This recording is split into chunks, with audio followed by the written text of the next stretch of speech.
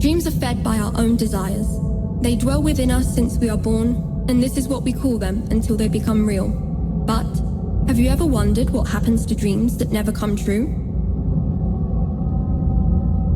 Prieto awoke in the same spot again. His memories vanished at dawn. There was little excitement behind circus walls. Wandering nor here nor there whilst picking gypsophilas was often the main source of entertainment. Just as every night, Prieto had the recurrent feeling that the strange beings and pantomimes that inhabited the orb were somewhat unlike him.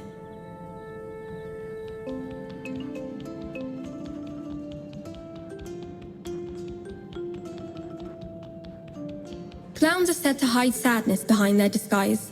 Strength to put on a smile had abandoned this one clown. Fears of being branded as ridiculous drove him to desperately seek approval. In the end, his possessive little puppet took control of his movements with the strings that held them together. Prieto was insecure and shy, and had never really found the courage to mingle with the others, but surely just around the corner that was all going to change. Looking at the clown, Prieto came to realize that there was something he wanted to say, but the puppet wouldn't let him. What if he just cut the strings?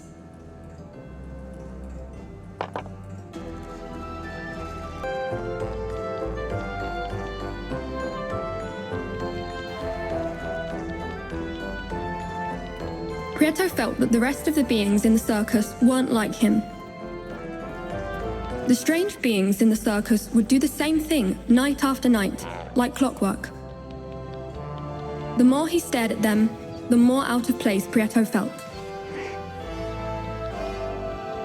While Prieto pondered over how to free the clown, he encountered greasy, obese Gran Mac, who, as he usually did, was milking his poor skinny cow. Greed is a bottomless pit, a never-ending effort which never provides true satisfaction, and Gran Mac was the epitome of a greedy soul. He found utmost joy in storing all kinds of objects, for they were his most cherished treasure. He boasted to others about them and took displeasure in seeing them touched by hands that were not his own.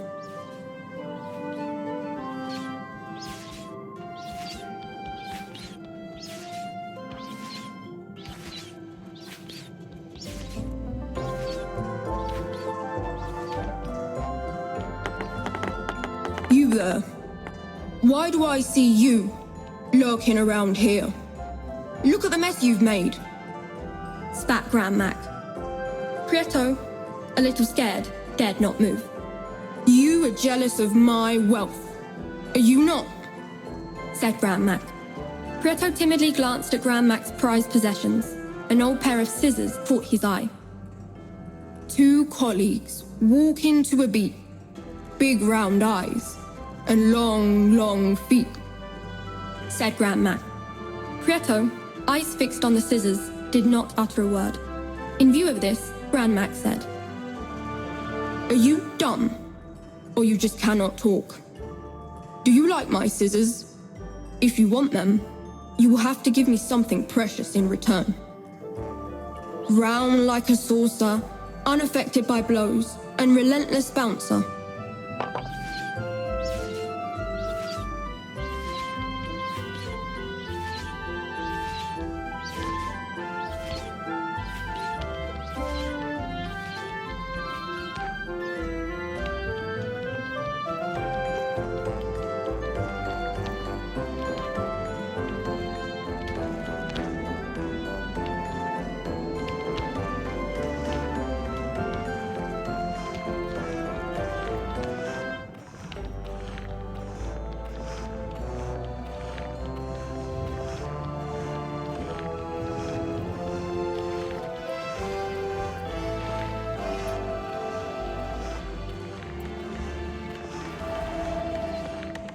Even if the thought of giving one of his precious possessions away did not come easy to Gran Mac, the sublime spherical perfection of Prieto's finding impressed him.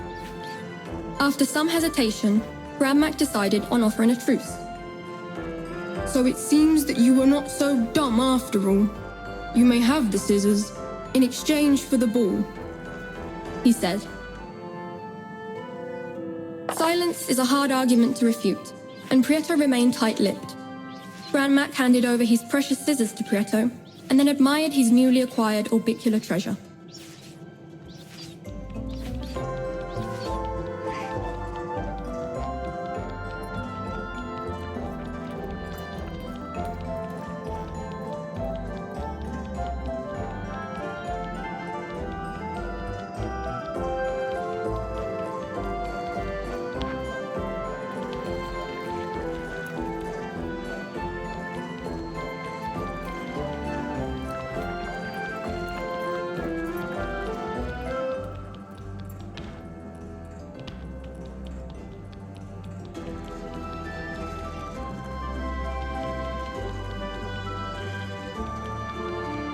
Prieto returned to the clown's house. Again, he had the feeling that the clown wished to share something important, but the puppet wouldn't let him. Armed with his scissors and guided by his kind heart, Prieto decided to cut the strings that held the clown captive.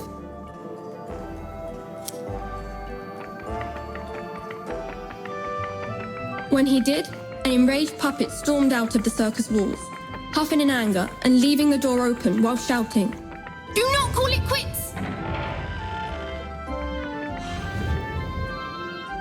Unshackled from the puppet strings, the clown broke his silence and warily said to Prieto, "Once, a long time ago, I was just like you. I too was full of hope.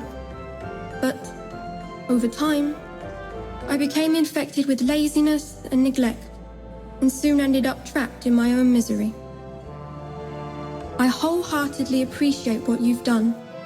I fear it is too late for me, but you still have time to leave this place. It is said that beyond the circus walls, within the great volcano, lies the well of truth. There, dreams come true. Follow me, and I will show you something," offered the clown.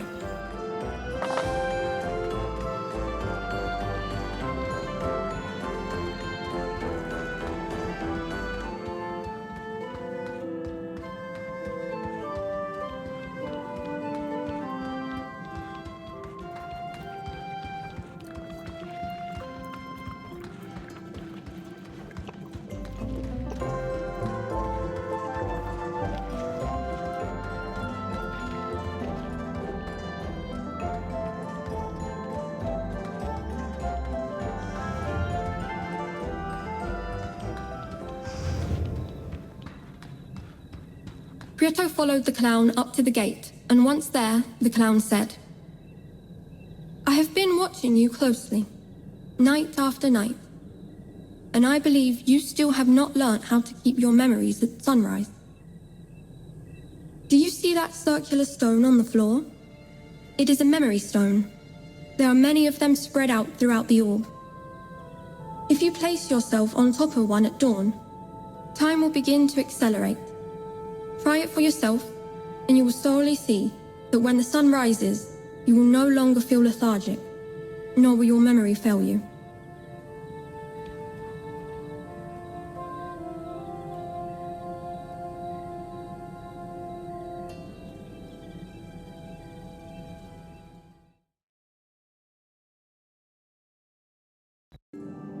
Daytime arrived, and the memory stone took Prieto to the gypsophila field, a place of splendor, filled with light that made Prieto feel so light as a feather and full of hope. Still unaware, Prieto ignored that those beautiful spores floating through the air were going to be much needed on his journey.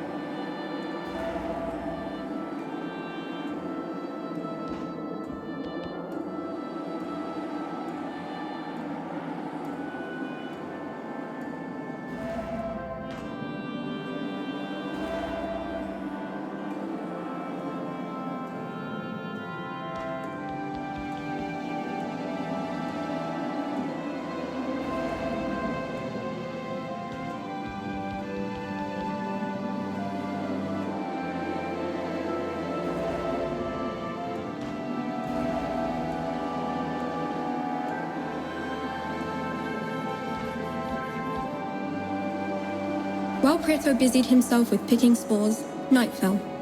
Prieto returned to the orb, but on this occasion, unlike other nights, his memory had not deserted him.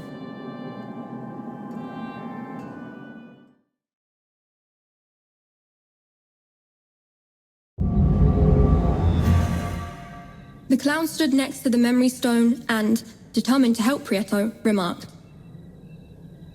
"I see you have not been idle in the gypsophila field. You have handpicked quite a few spores. Do you remember the bright flowers that grow on the circus walls? They are called gypsophilas. These flowers give you hope and make you be seen. If you cease to pick these flowers for a while, you will become invisible and will vanish into thin air until night falls again. Although flowers only grow naturally behind the circus walls, it is possible to plant them elsewhere. Come with me," said an enthused clown on their way to the gates of the Stonewood.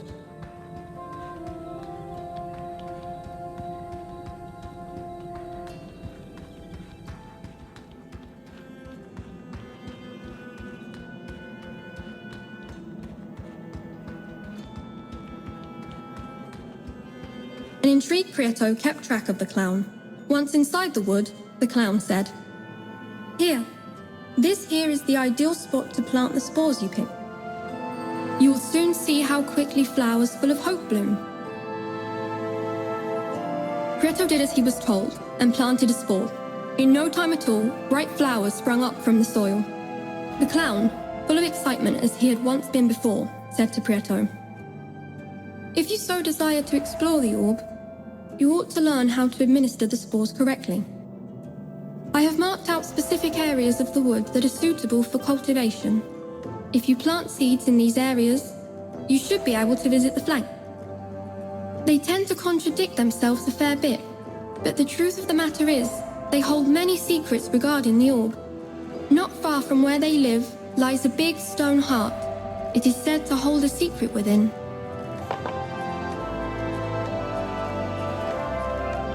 Prieto entered the stone wood guided by the glimmering spots the clown had marked out to plant gypsophilas.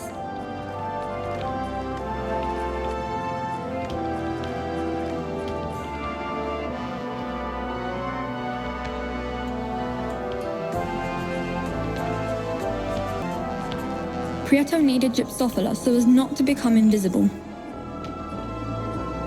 Prieto planted a spore, and it instantly grew into a plant. When he picked it from the ground, he noticed a renewed sense of hope from within, which spurred him onwards.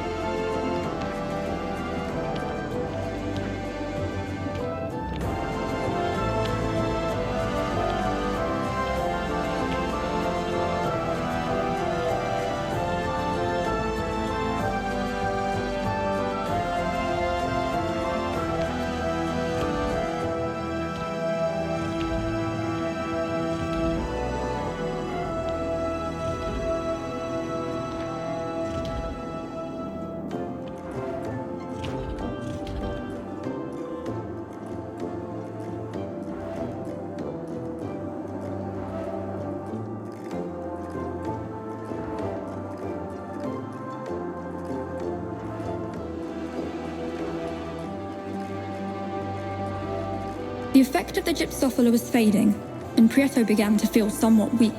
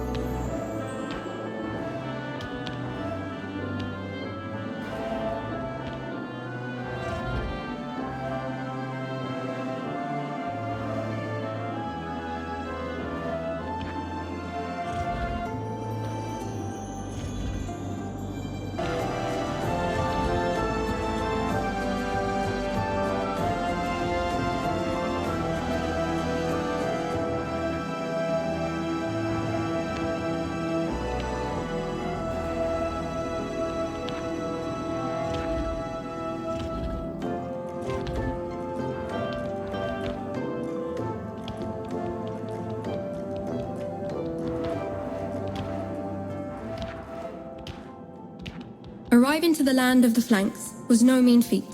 However, Prieto stuck to the task and managed to find their house. Prieto approached the flanks, who showed no sign of surprise at his presence. "The face is a mirror of the soul," said one. "Looks can be deceiving," added the other. Prieto stood totally still and wondered whether or not the flanks were talking about him. "The confusion is crystal clear," affirmed the mouthless flank. "He must be the clown's friend," said the smirking flank straight away. "The hardest thing about having many friends is to know which ones you can call true," added the mouthless flank.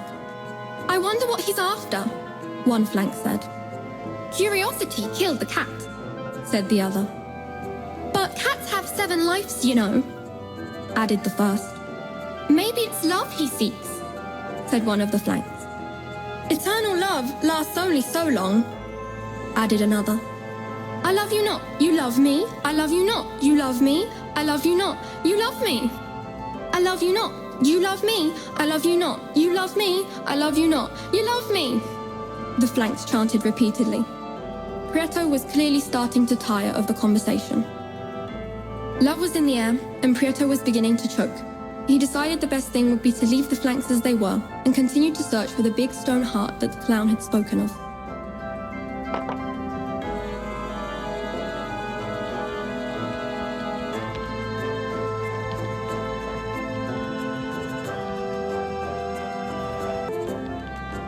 A big flower, some tiles, and a huge stone heart. Prieto thought that if they did hide a secret, the flanks had not been of much service to him. Or perhaps they had.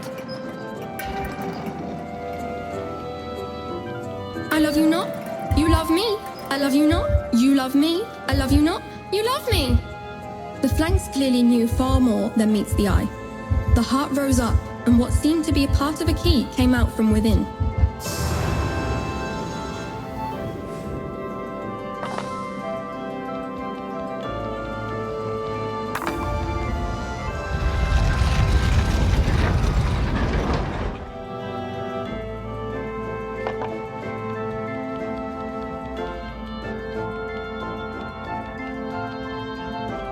Prieto left the stone wood as dawn was fast approaching.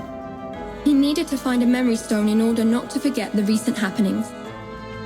Luckily enough, the clown had marked out a route for him using farmland as reference.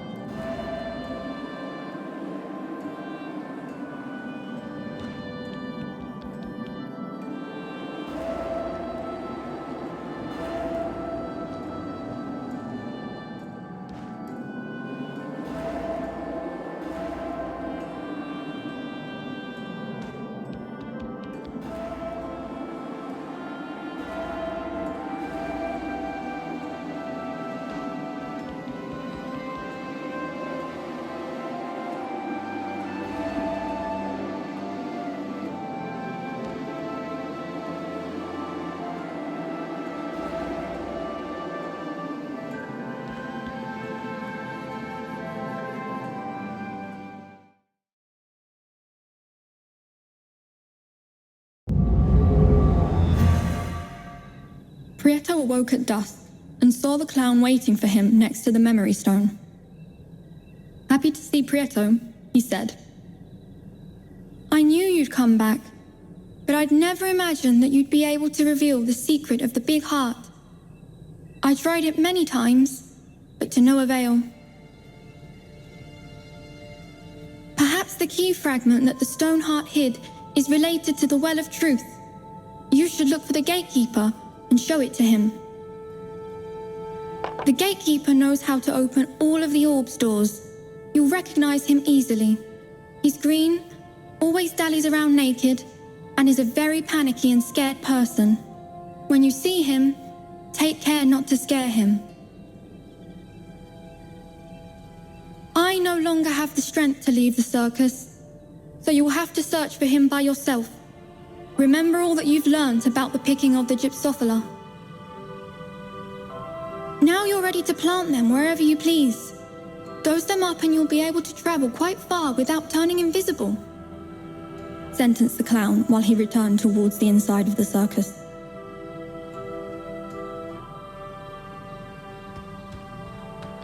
Prieto listened to the clown and parted in search of the gatekeeper.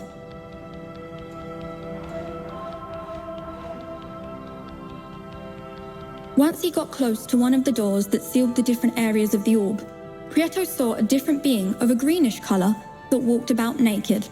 It was the gatekeeper.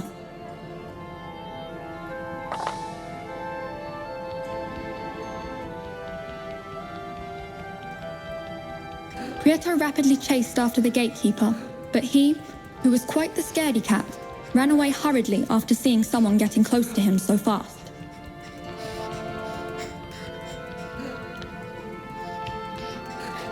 The effect of the gypsophila was fading, and Prieto began to feel somewhat weak.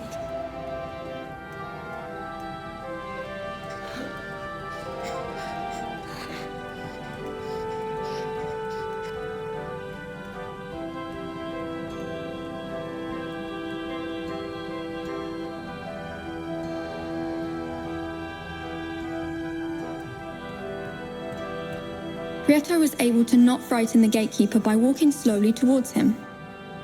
"What a fright! I thought you was one of the devourers of souls," said the gatekeeper. Prieto trembled at the thought of a devourer of souls and asked himself what the gatekeeper meant by that. The gatekeeper, who saw the grimace on Prieto's face, told him, "Have you never seen a devourer of souls? There are many behind this door, but only I know how to open it." Prieto wasn't excited to meet the devourers of souls, but knew that if he wanted to explore the orb and find the well of truth, he needed to open the door, even if the gatekeeper wasn't willing.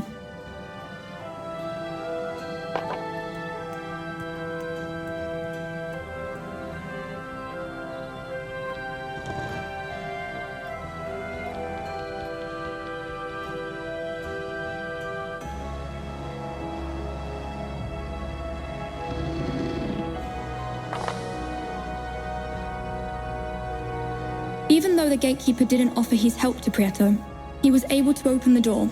The gatekeeper, amazed, said, "Are you out of your mind? Do you know what you've just done? Behind that door there are tons of those devourers of souls that protect the fragments of the key to the well of truth."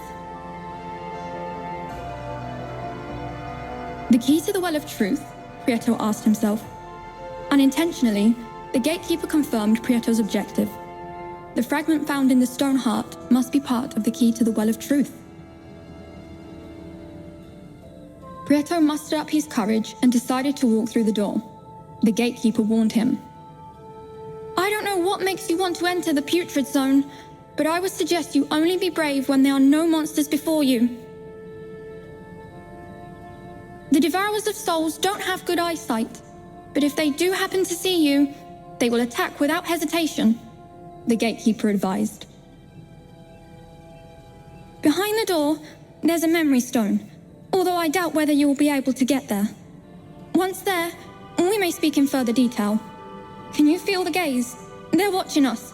I have to go," the gatekeeper concluded hastily while he ran away scared.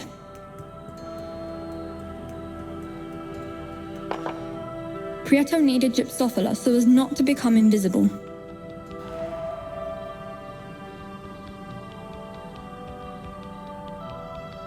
Just as the gatekeeper had foreseen, Prieto bumped into a horrific devourer of souls. He felt frightened to the core.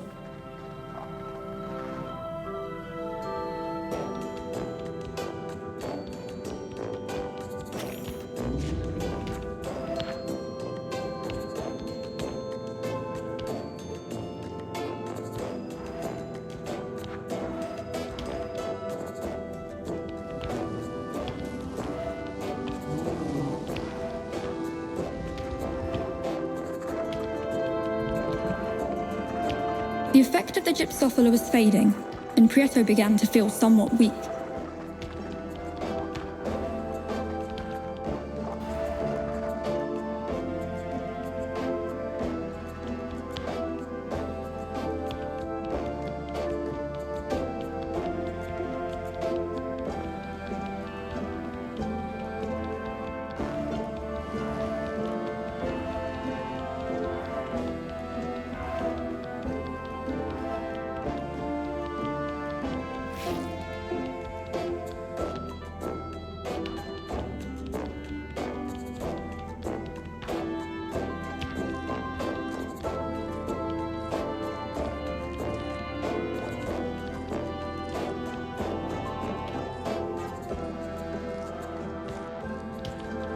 Prieto became invisible.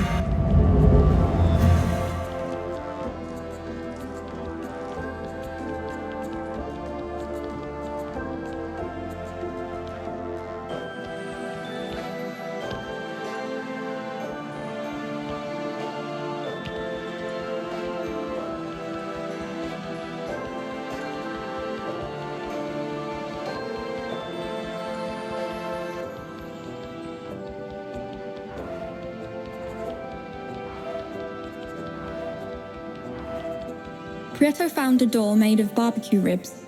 On the floor were 4 buttons. Would the gatekeeper be waiting behind it? First, he would need to figure out how to go through it.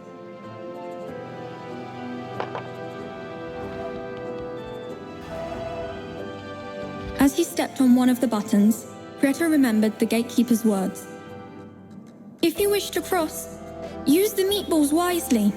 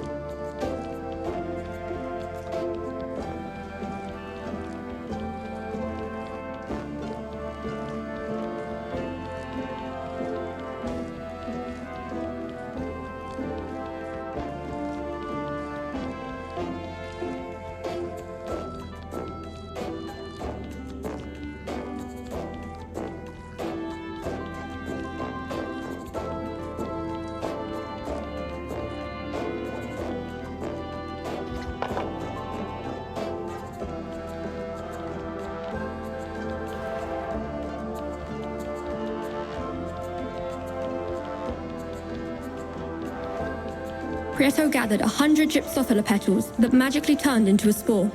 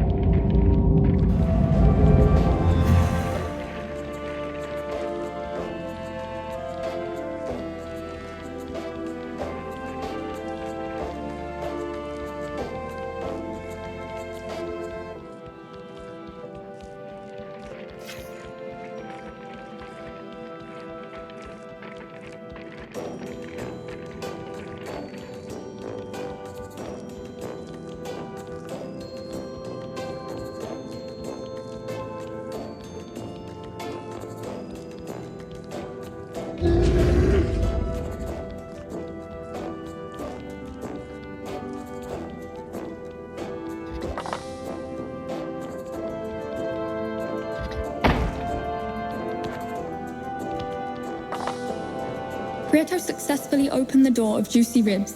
Most certainly, the key was in using the meatballs wisely. Behind the door, the gatekeeper, true to his word, waited patiently. Upon seeing Prieto, the gatekeeper said, "I see you don't give up easily. Someone said you always get somewhere if you keep walking. If I were you, I'd stop walking. But I fear that you will not heed my word.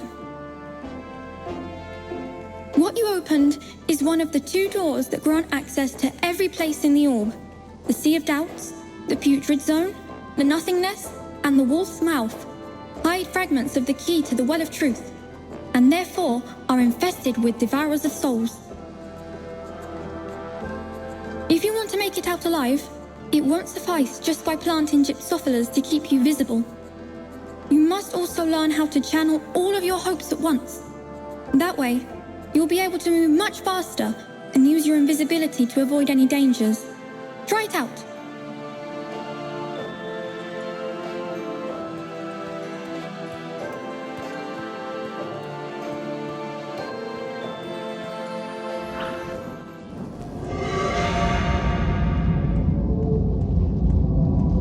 "You learn quickly," said the surprised gatekeeper. "I'm sure that this new ability will come in handy. But when you do use it, remember to have gypsophilas near you, so that you may turn visible again." "Now I must leave," the gatekeeper said. "I think they're nearby. Can't you sense them?" The gatekeeper left while Prieto wondered where to scout for the key fragments first. He was excited to put his newly learned ability into practice.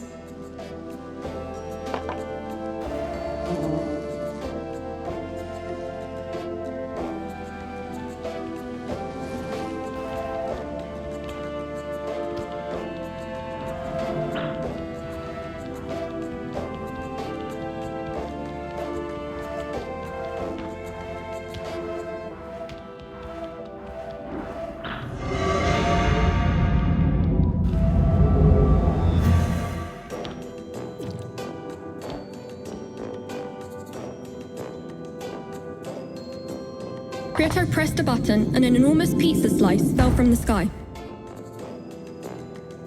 Prieto, intrigued, asked himself if that pizza slice was somehow related to the key fragment that, according to the gatekeeper, was hidden in this place.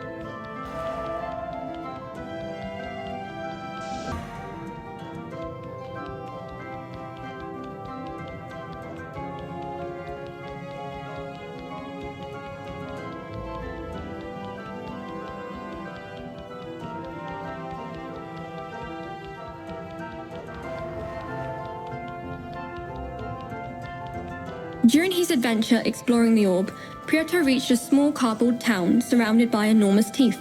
In front of him, there was also a strange being with crazed look yelling, "The little train, choo-choo! The little train, choo-choo!" all the time. Prieto stood in bewilderment as he stared. The strange being said, "The townsfolk left many moons ago, and now the train has stopped. Its beautiful tune calmed my soul ever so. I need its choo-choo! Will you help me in finding the townsfolk? If you bring them back, I'll give you a shimmering crystal in return. Shiny!" A shimmering crystal? It could be a key fragment for the Well of Truth, thought Prieto. From time to time, they visit the big volcano, but they have never taken this long to come back. They must have gotten lost.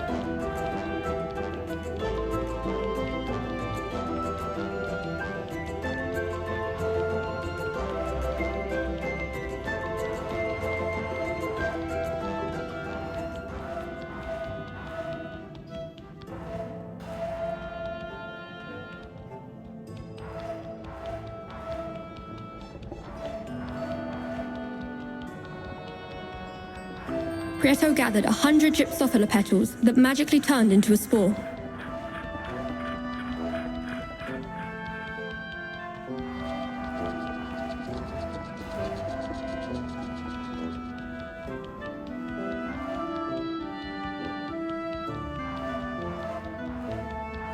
While Prieto was exploring the foot of the volcano, he found a group of tiny cardboard people that seemed quite lost. When they saw Prieto, they all rejoiced. They were without a doubt the lost townsfolk. When Prieto began to walk, the tiny people followed. Would Prieto manage to guide them back to the town?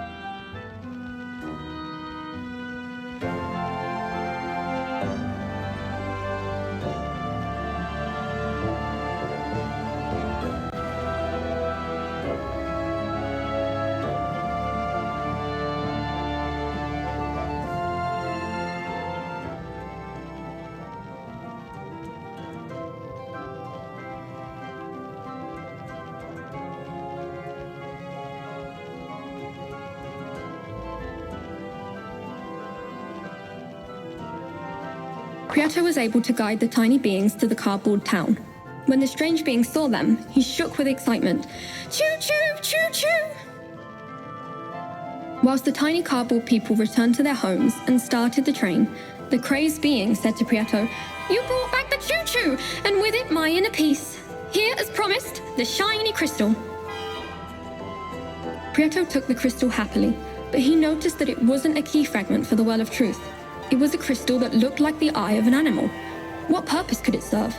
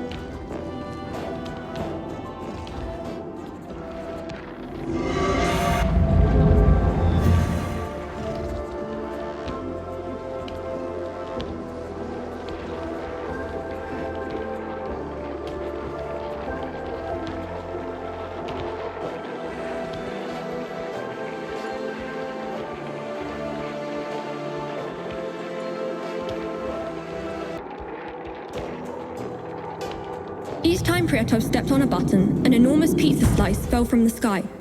Prieto asked himself if anything would happen were he to complete the pizza.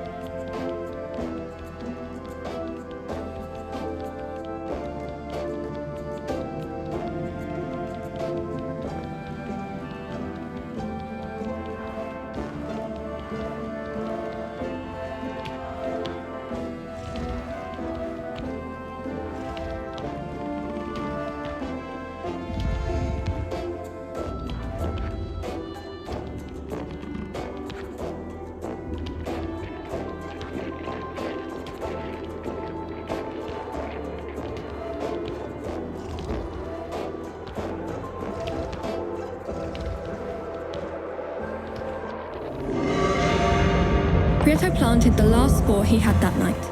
If he wanted to get more, he should find a memory stone.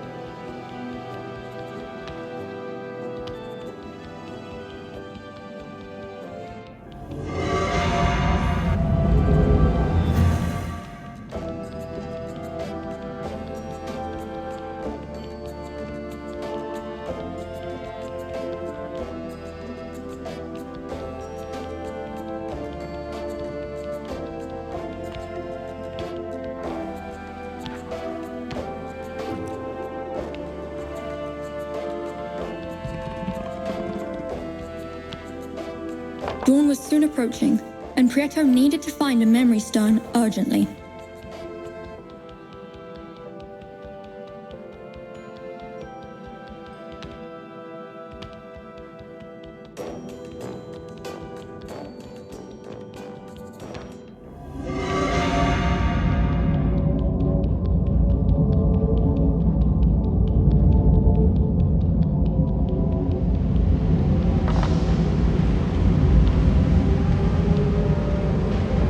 Dawn was very close. Prieto stepped on a memory stone and immediately was transferred to the gypsophila field.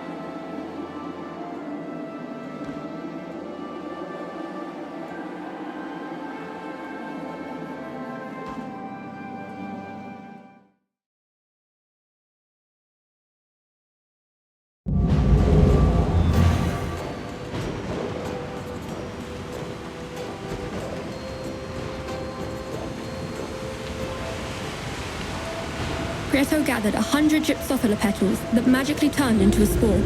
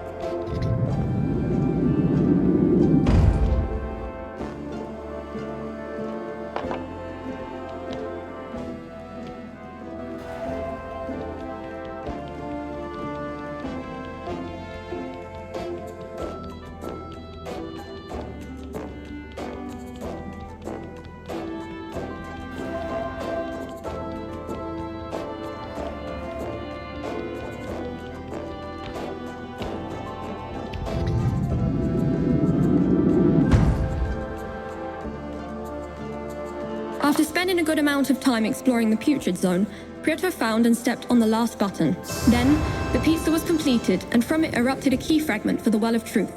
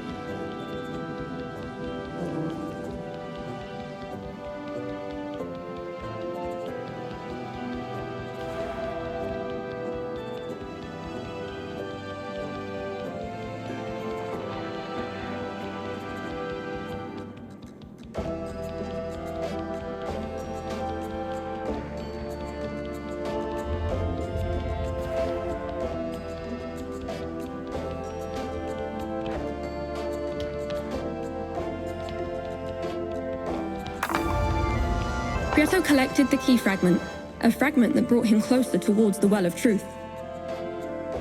Would it be as he was told, that his dreams would all come true there? Thought Prieto. If he wanted to find out, he would have to find the rest of the key fragments.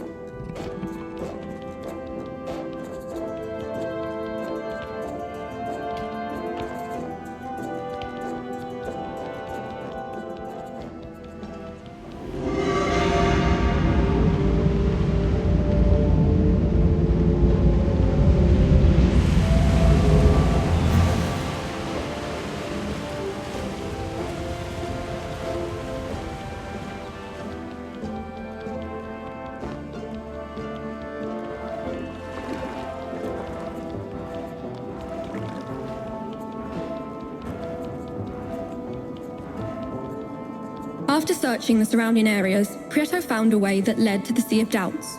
From there, through the mist, he could make out a strange edifice in the shape of a lighthouse. An intrigued Prieto wondered whether the key fragment that the Keeper told him about was hiding there. However, it wasn't going to be easy to get there. The water stank of death, the devourers of souls were everywhere, and, what's more, giant tentacles rose from the depths.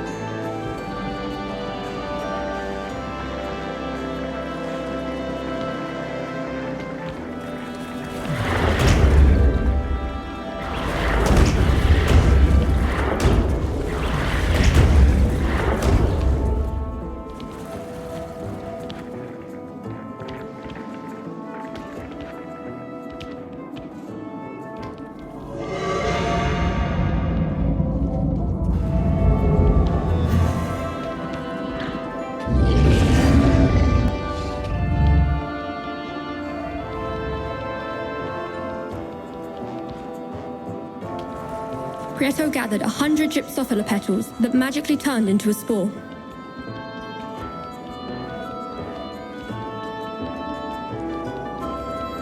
While exploring the Sea of Doubts, Prieto found a huge machine. What on earth was it for? When he stepped on the button, the machine started with sounding boom, and a pipe began to pump out pungent water, but the tide of water swirled back to the Sea of Doubts.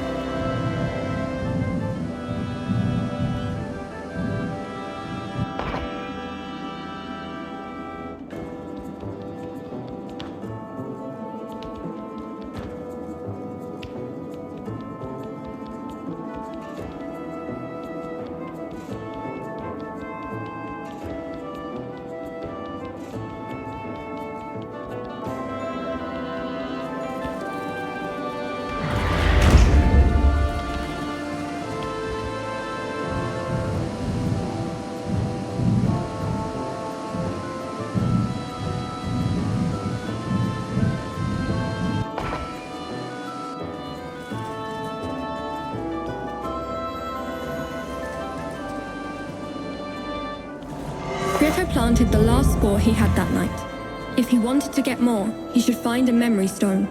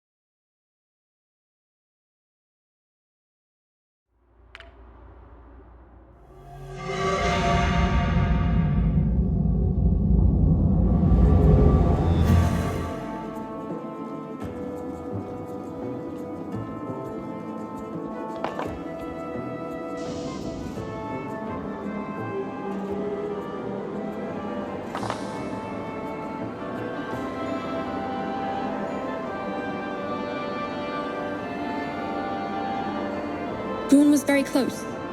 Prieto stepped on a memory stone and immediately was transferred to the gypsophila field.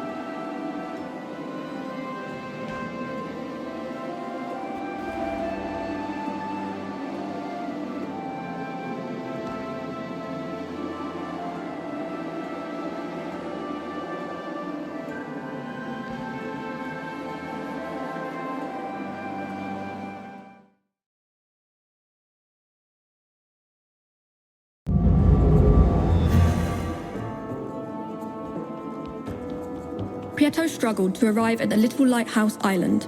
There sat the lighthouse keeper, a sad man that could only stare at his feet. He murmured, "What will you steal from me now? I have nothing. Your friend the puppet took the light away from me."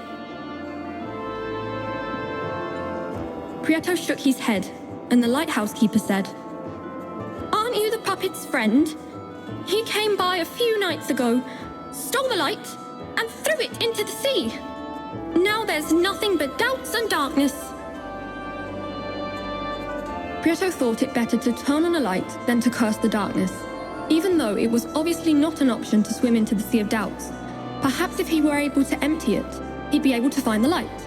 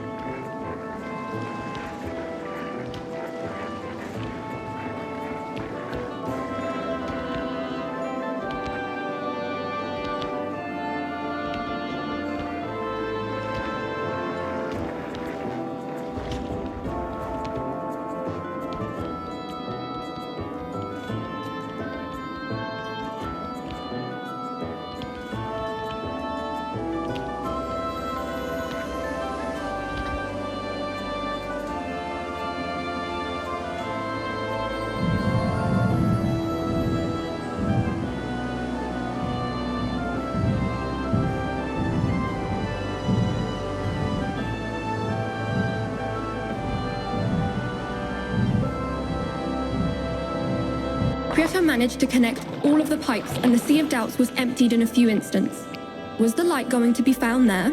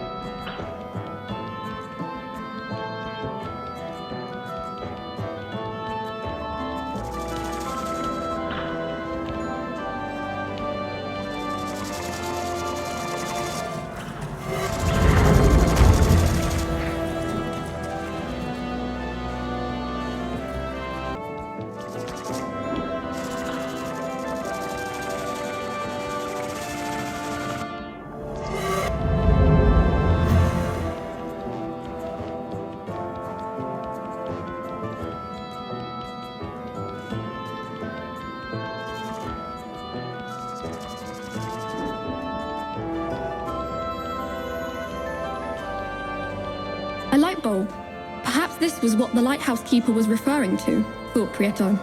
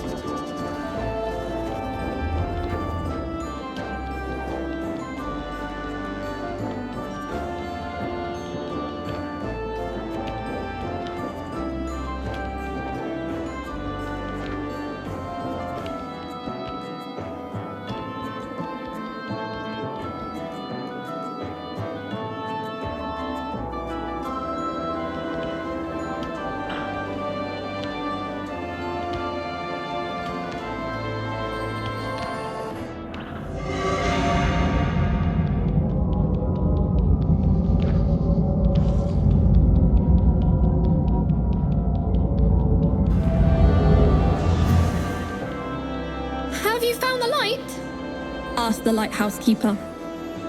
Prieto nodded, and the lighthouse keeper said, "Bring it to the lighthouse. Its light will guide us through the darkness."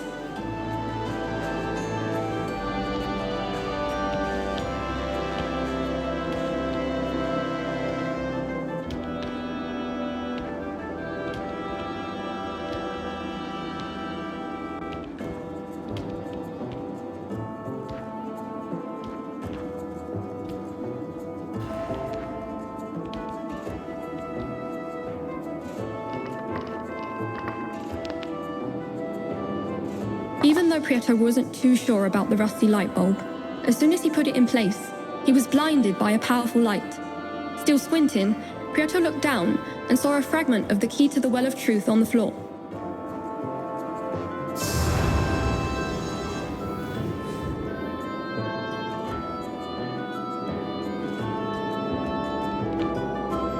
Never stop shining because some people are bothered by the light, the lighthouse keeper thanked Prieto.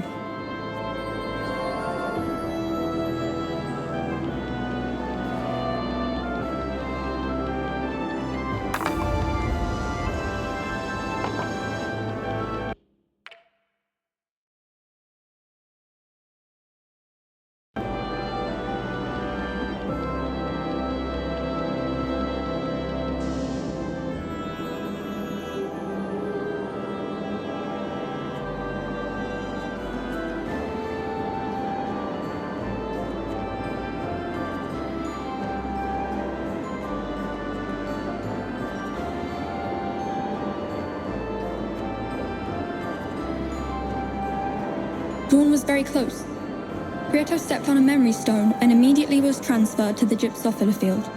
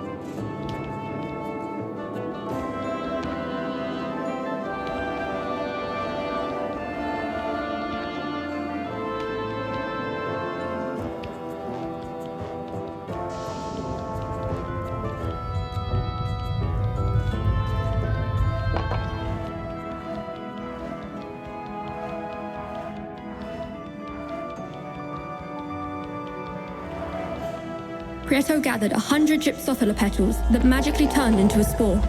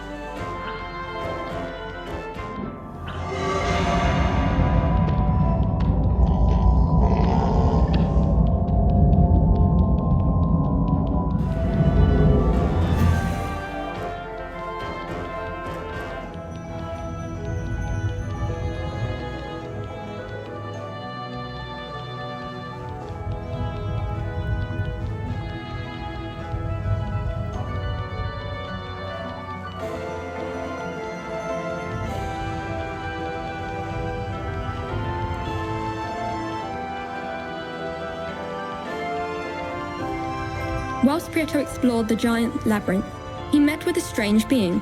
At a first glance, he thought it to be a minotaur, but as he got closer, he noticed a strange sensation of warmth. Whatever it wasn't the same as the other things he had found in the orb. When it saw Prieto, it said, "Who are you? Are you also trapped? I need air, I need air!" Prieto, who still felt suffocated by the sensation of warmth, said nothing, but the strange being kept on talking. "I can't go on, nor can I go back. My trust, I've lost my trust." Prieto, very intrigued, remained next to the strange being. "Do you know Grand Mac? My trust in him was a delicate and fragile thread, but as time went on, it kept on growing, and I ended up having a very big war ball. A war ball that allowed me to reach any place. Grand Max snatched my war ball away from me in exchange for some coins. Coins that have no use at all. And now I'm here, lost. I can't move at all. Prieto saw himself reflected in the strange being. He had also felt like that many times in the past, and even though he wasn't looking forward to seeing Grand Mac again, he thought it could be worth it.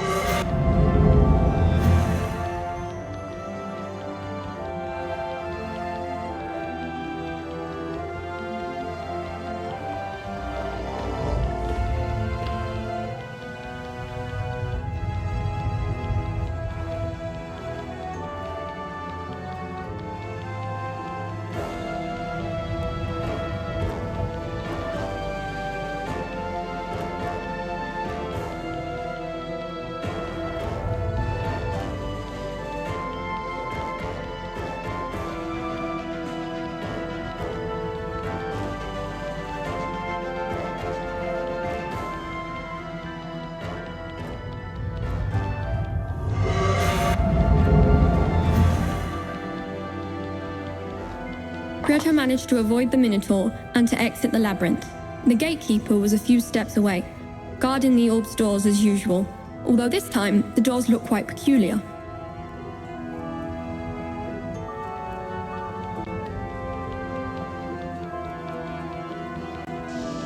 Prieto rapidly chased after the gatekeeper, but he, who was quite the scaredy cat, ran away hurriedly after seeing someone getting close to him so fast.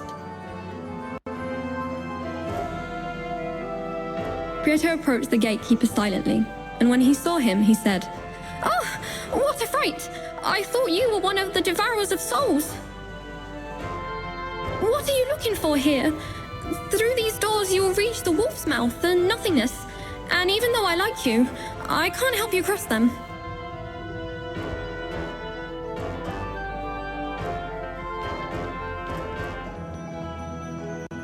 When Prieto walked through one of the doors, he felt disorientated.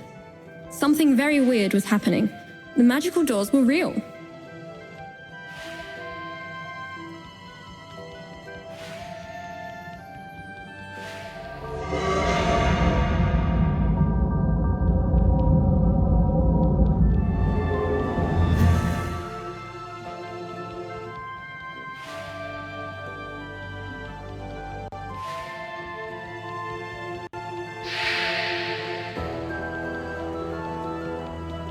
Prieto reached the other side of the magical doors, and there stood the gatekeeper again, who said, "It will never cease to amaze me how stubborn you are.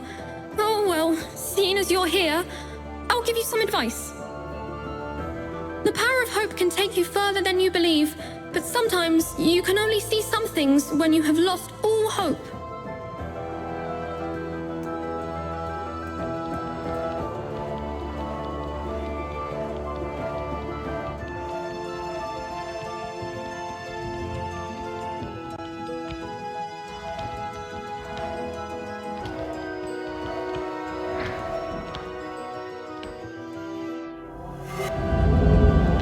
Prieto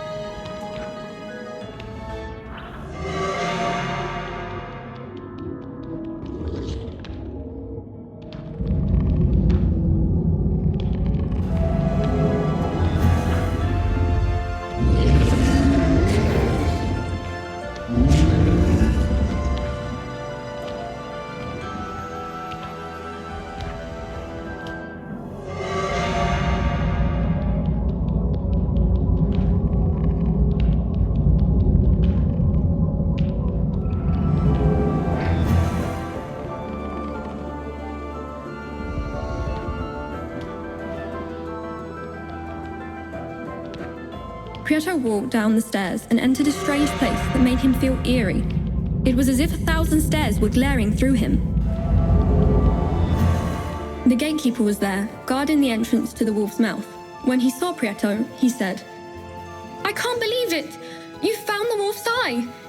If you put it in the socket, the mouth will open."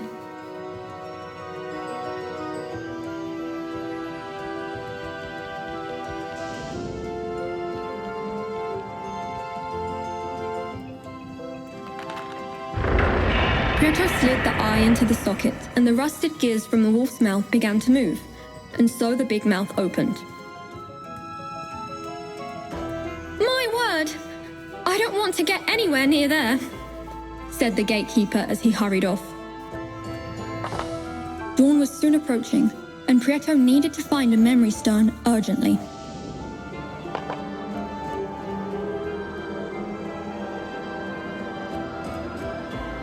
Dawn was very close. Prieto stepped on a memory stone and immediately was transferred to the gypsophila field.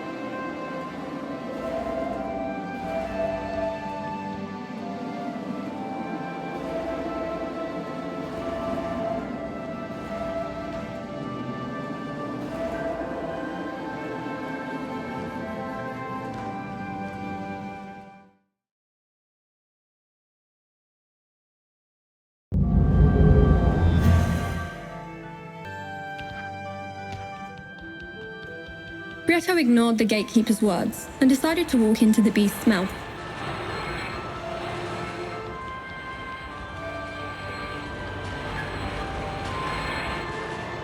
After avoiding many of the spinning devourers of souls, Prieto found huge metal plates blocking his path.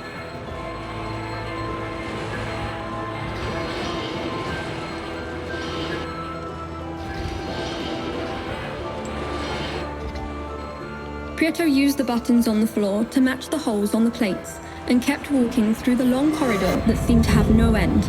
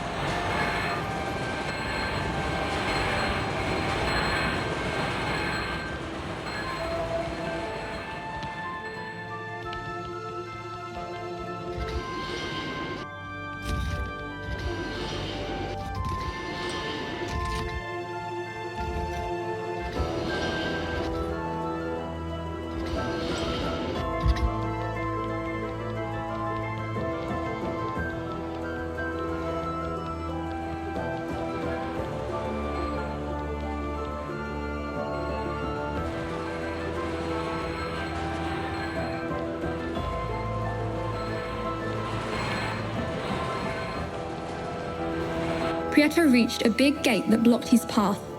It was different to the metal plates that he had found on his path previously, and there were now many buttons on the floor. If he wanted to advance, he would need to be very observant.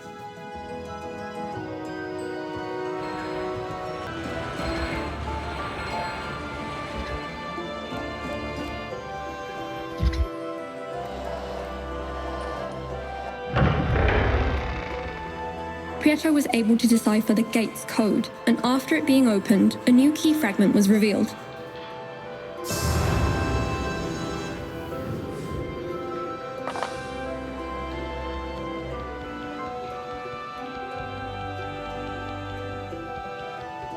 Prieto merrily retrieved the fragment and continued with his adventure.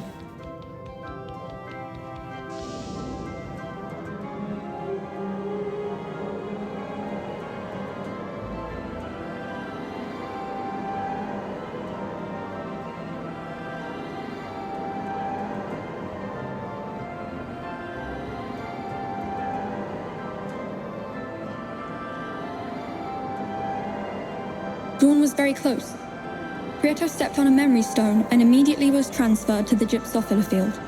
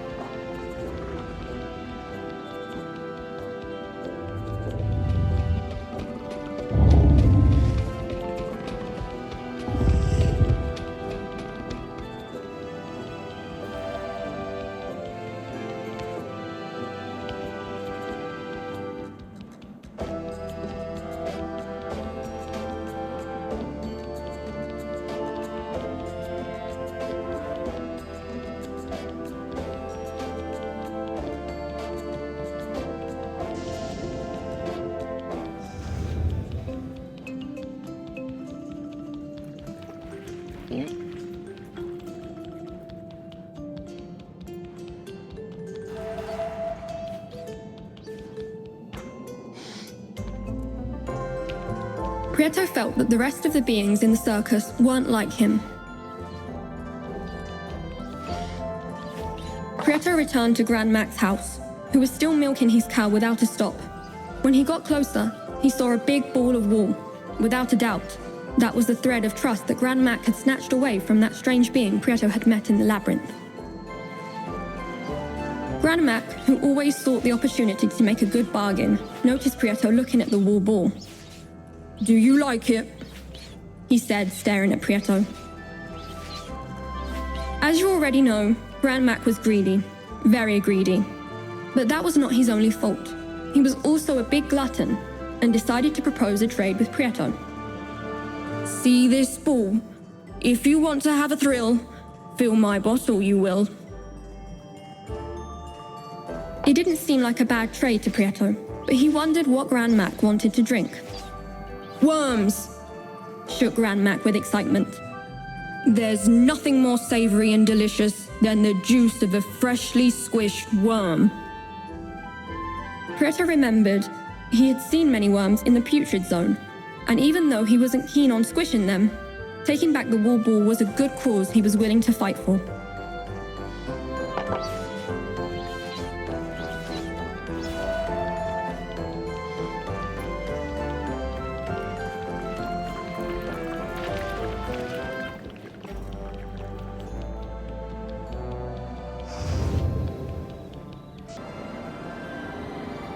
Dawn was very close.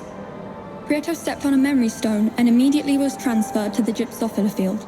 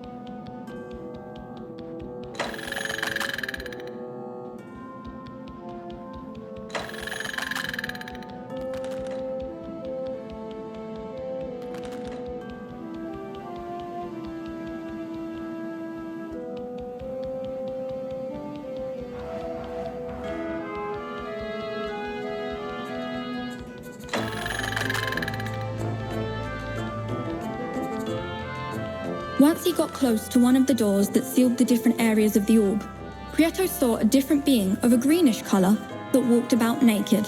It was the gatekeeper. Prieto rapidly chased after the gatekeeper, but he, who was quite the scaredy cat, ran away hurriedly after seeing someone getting close to him so fast. Prieto came across the gatekeeper again. Upon seeing him, the gatekeeper said, "You gave me a start. Ever since you opened the door to the putrid zone, the Devourers of Souls are gaining more territory across the entire orb. But I see that my advice to evade them has helped you. Could you find what you were looking for in the putrid zone?"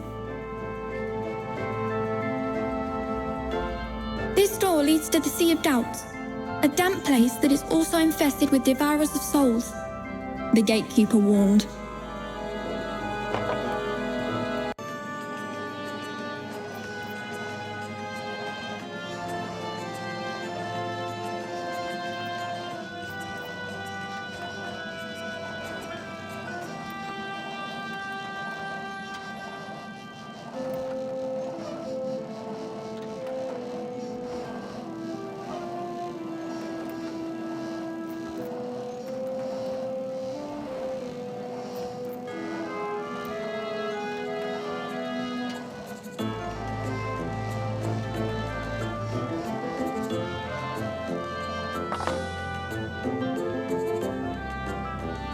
Prieto managed to open the door to the Sea of Doubts by turning a crank. The gatekeeper, resigned, complained. So many years guarding the doors for naught. I suppose this door was far too simple. If you wish to open the bamboo door, you will need to seize the best moment.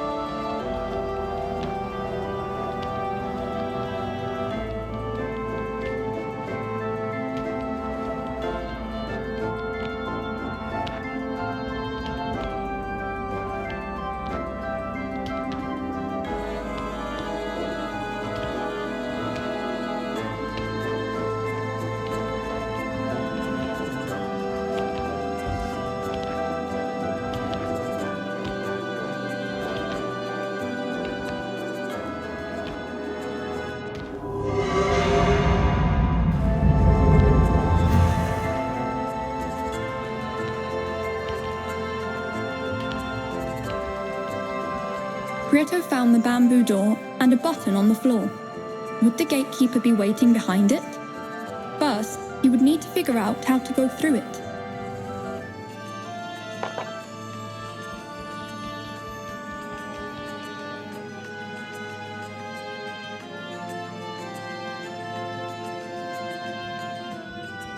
As he stepped on the button, Prieto remembered the gatekeeper's words.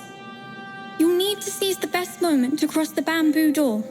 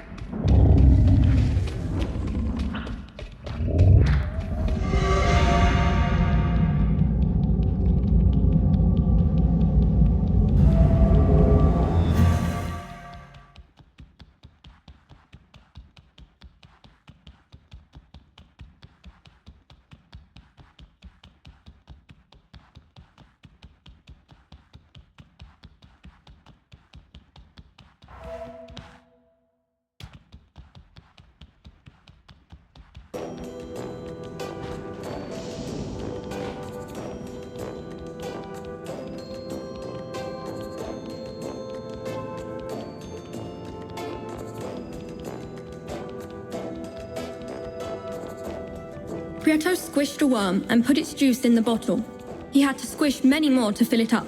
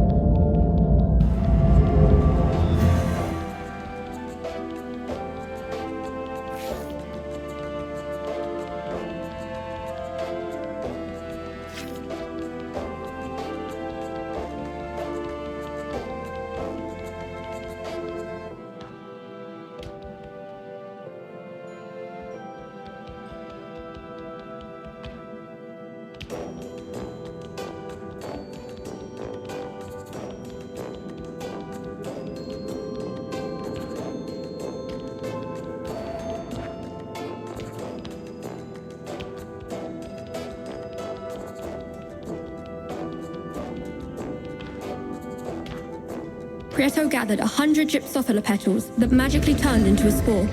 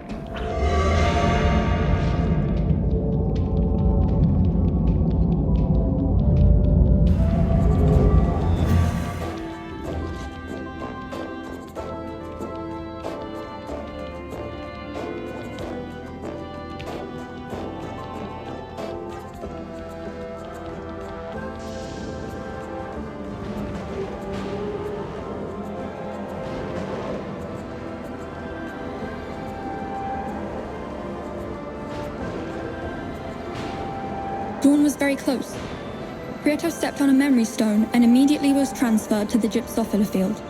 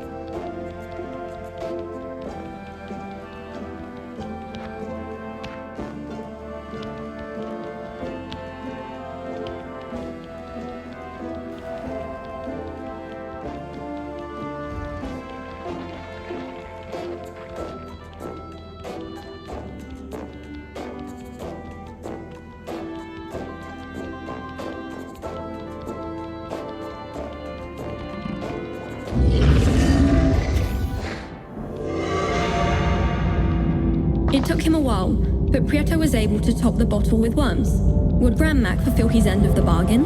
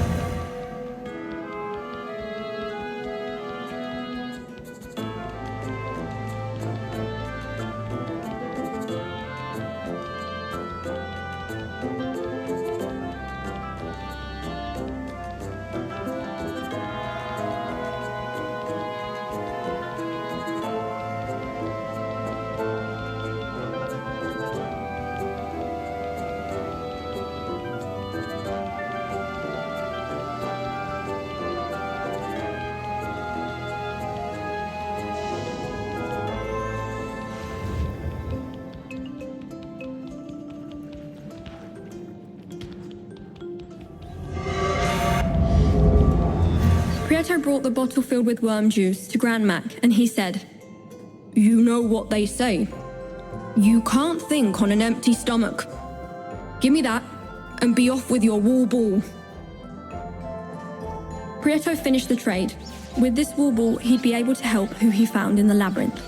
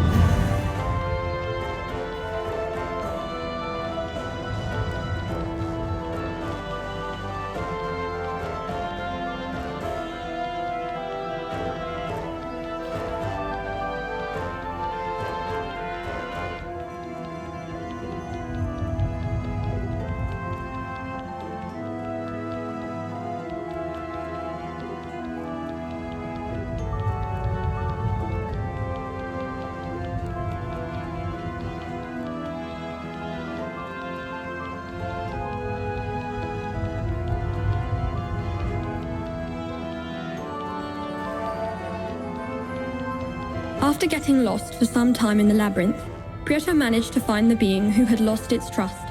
When seeing him, the strange being said, "You have returned. I thought you never would." Prieto handed him the wall ball, and the strange being thanked him. "My trust, it's untouched. I can finally move again and get out from this horrible labyrinth that's been suffocating me. Grand Mac kept all of my coins, so I don't have much to offer you, so please, accept this bright crystal piece as thanks. It's not much, and it seems to be broken, but someone told me that it was valuable."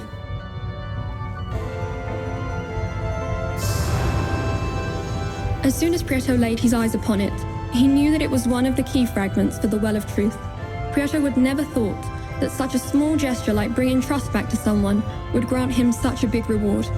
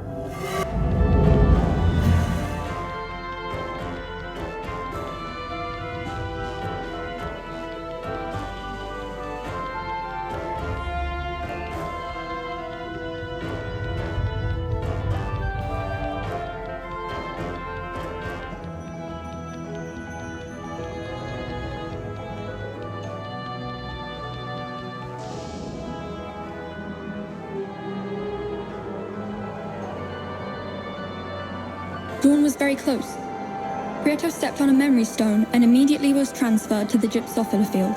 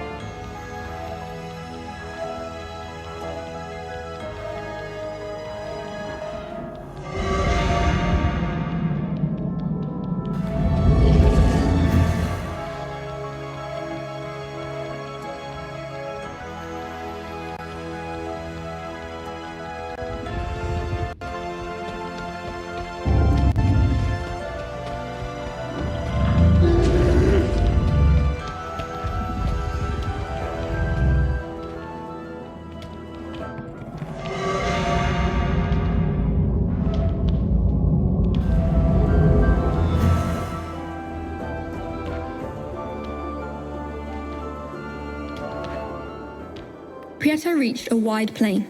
Within the fog, he could make out what looked like a huge dove. When Prieto got closer, the dove said, "Coo, coo. What brings you to the nothingness, stranger?" Prieto was shocked and couldn't respond as it whittled on. "I hope you aren't here to steal my snails. Coo, coo. I absolutely adore snails. You can have them for breakfast, lunch, dinner, or even a snack." "You eat snails? Coo, coo. Snails around here are huge, but quite tasteless.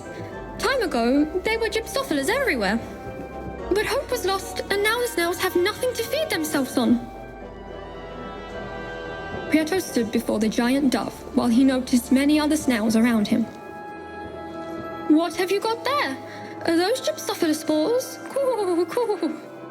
Before Prieto could answer, the dove proposed, "If you plant a few flowers for my snails, I will offer you the chance of having something I found. It shines ever so brightly." Even though the spores were very valuable for Prieto, the chance of getting something bright was very interesting. "You'll plant them on the areas I mark for you. Coo, coo. I'll wait for you on the other side of nothingness," said the dove and flew away.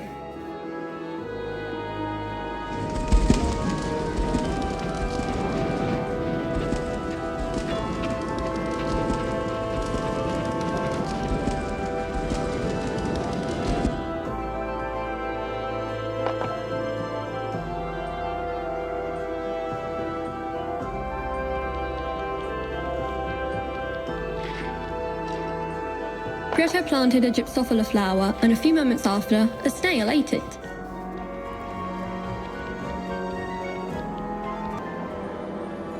Dawn was very close.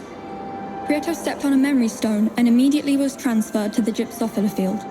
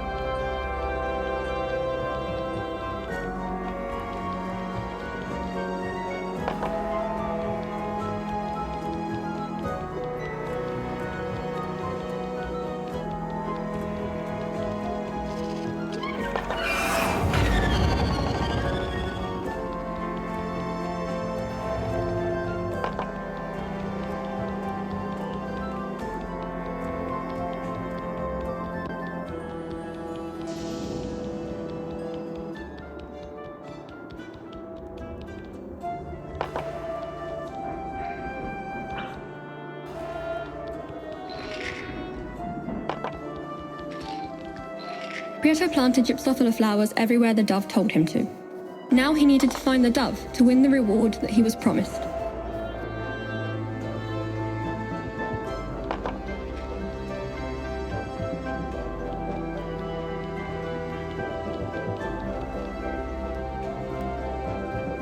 After feeding the snails, Prieto found the dove, who was near a giant chessboard. I always keep my word. Coo, coo. And I promised you would get the chance to win a very shiny thing. Prieto listened closely to every word the dove said. He wanted the shiny thing. And the dove twittered on. See that knight? It hides something very shiny, and I saw it, I did. Coo, coo. To retrieve it, you must cross the chessboard in 5 knight moves. It's your move.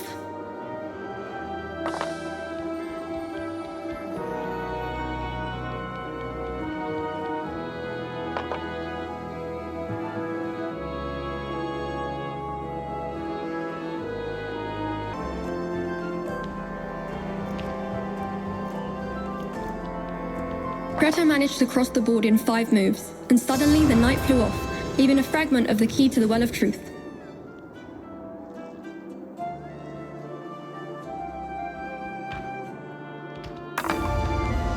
Prieto, very excitedly, picked it up. Then, off flew the dove, saying goodbye. I told you! Cool, cool! Good luck on your adventure! Prieto set off on his mission to locate the last key fragment, and on the way he met with a being of blue color. It looked strangely familiar. Prieto stood still, and the blue being said, I see you found a shining crystal. I had a very similar one, but an evil puppet stole it from me a few nights ago and took it to the stone wood. Without the strings that connected him to the clown, it's impossible to capture it. It's a loose cannon. Do you know the clown? He might be able to help you.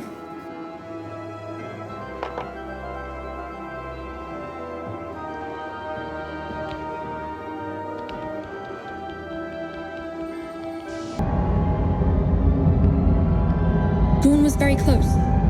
Prieto stepped on a memory stone and immediately was transferred to the gypsophila field.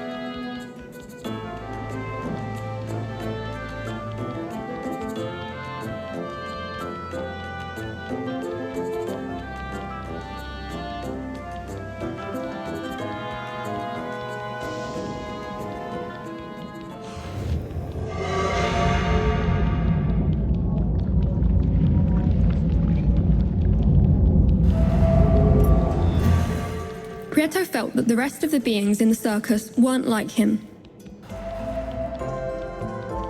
Prieto returned to the circus, and the clown was delighted to see him again.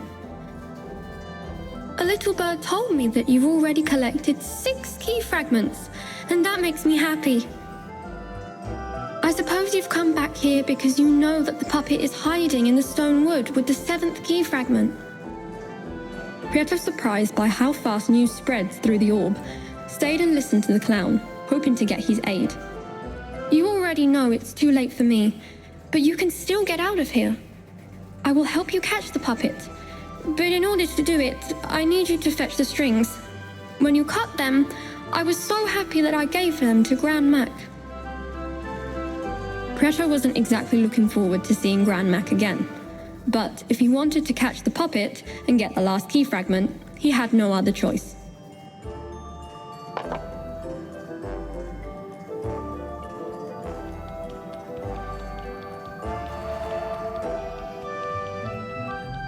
The strange beings in the circus would do the same thing night after night, like clockwork.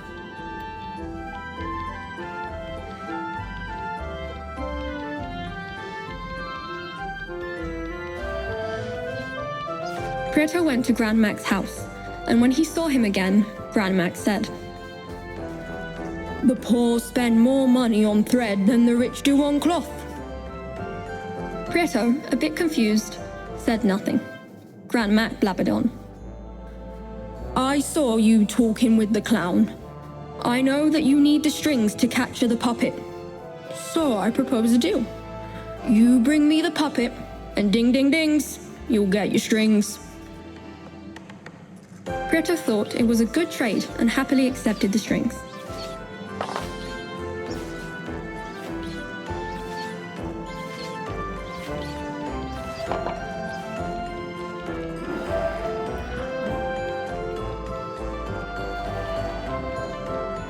Prieto returned to the clown's house.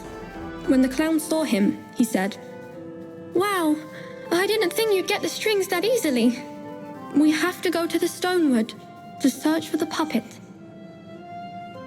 I think it's better if we split up. 4 eyes see more than 2. It'll be easier to find the puppet that way. Go on ahead while I get the strings ready. See you in the Stonewood."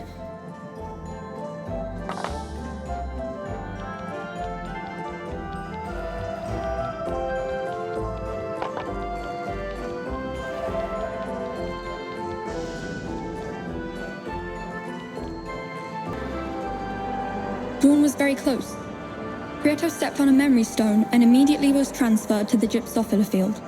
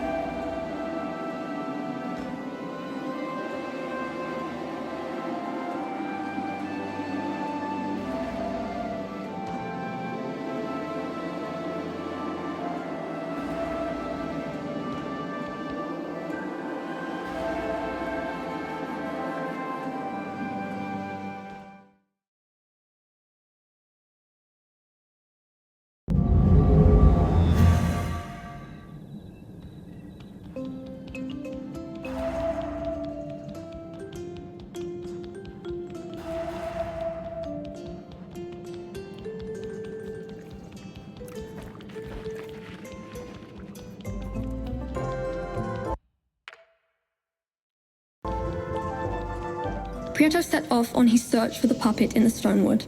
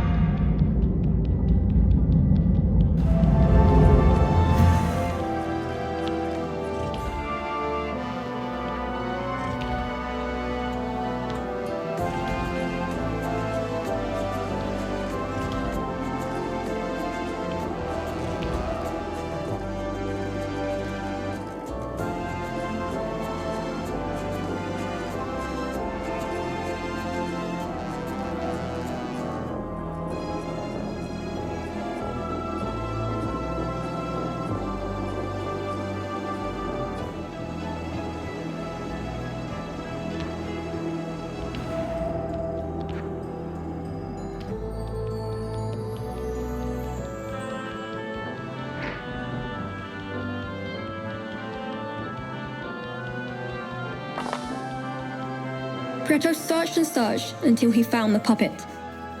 When the puppet saw him, it said, I told you not to call it quits! You'll never get this key fragment! If the tree is crooked, you will never get it straight, thought the clown as he got closer after hearing the puppet's voice. Prieto and the puppet turned to look at the clown as he said, Little puppet, we've spent a long time joined by the strings, and I know you need to possess someone. Come back to me. Come back to the strings. The puppet desired nothing more than to command people under its will, and didn't hesitate to go back to the strings that the clown offered. Meanwhile, Prieto looked in terror, were the puppet to seize control entirely of the clown, but alas, it did not. With the puppet caught in the strings, the clown gave the last key fragment to Prieto and said, I have much to thank you for, Prieto. You have returned my joy and confidence. Don't fret about me. The puppet won't be able to control my movements. It now belongs to Grand Mac.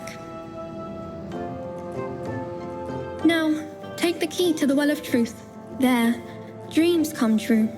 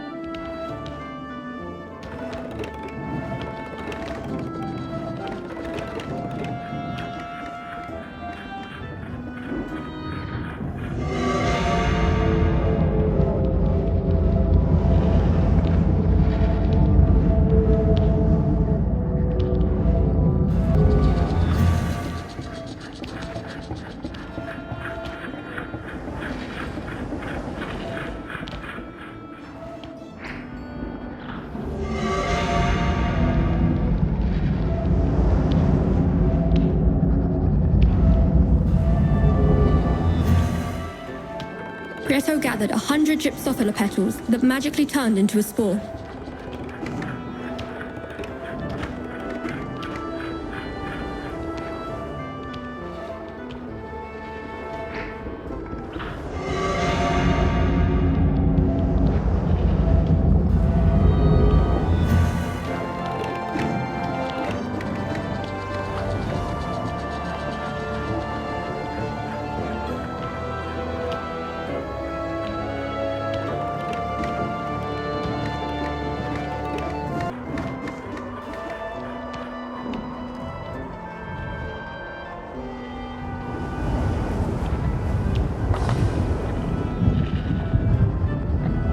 When he entered the volcano's crater, Prieto found a little well with a keyhole.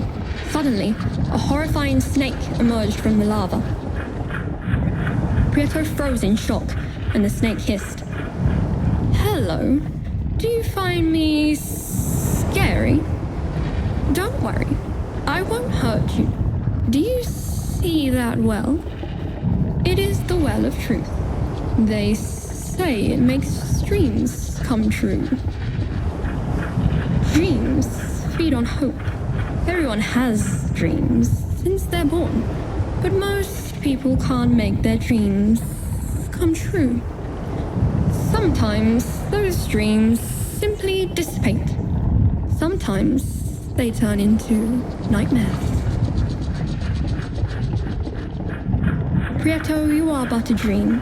The dream of someone who has not yet lost hope. You were this close to death, but you have now in your hands the key to become real. Prieto, confused, used the key and the well of truth opened with a flash, illuminating the entire orb and making gypsophila flowers grow along the way. The dreams that had not died away yet had now hope to grow, and perhaps to become true one day. The nightmares, for the time being, wouldn't come true, but well, that is a story for another day.